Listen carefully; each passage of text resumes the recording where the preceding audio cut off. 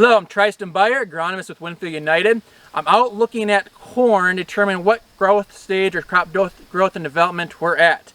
And we're actually pretty close to harvest. As you can see behind me, this farmer is actually taking this field for silage as we speak. Now, why are we at the beginning of September and looking at silage focus? Well, compared to last year when harvest was a lot of times delayed, this year we're on average or maybe a little bit ahead of schedule in many areas based on crop growth and development of more GDUs. Secondly would be of cases like this, a shorter season corn hybrid to more efficiently take the crop out of the field more timely. Or in some areas of our state, we're also seeing dry areas that are drying down more quickly. So the two main stages that I'm looking at for determining taking a grain out of the field. The first would be that of our corn kernel development. In this case, we have about 3/4% milk line of our better parts of the field where we've started to go from the base down to the tip of the kernel. You can see that milk line development. On the sandier or drier parts of the field, we're actually pretty close to milk or to black layer. So that would be one indication. But for proper silage put up, the better assessment would be taking whole plant samples and chipping them and drying them down through a Foster or a air fryer or microwave or something along those lines to get an assessment of the total plant moisture.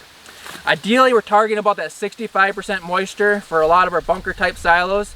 But if we need the oxygen limiting silos or staves, we could go a little bit lower, maybe 60%, 55 is probably the bare minimum.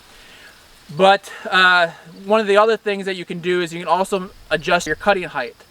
So by adjusting your cutting height, if you get into dry conditions, if you lower it a little bit, you'll pick up more stalk.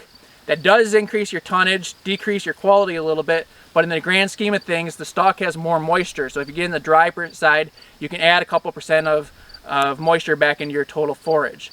The reason that we like to target that 75% milk line and or a 65% moisture is it's kind of that happy medium where the plants are still retaining enough their bottom leaves to make good silage quality and keep the plants healthy enough.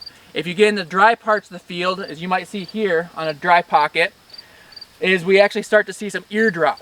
And that's one of the important aspects that timely harvest management will be important.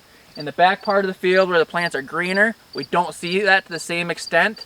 So by identifying fields that are advancing quickly for harvest, drying down will be important to help minimize this ear drop, get the most quality into your bunker for feeding to your cattle this next year.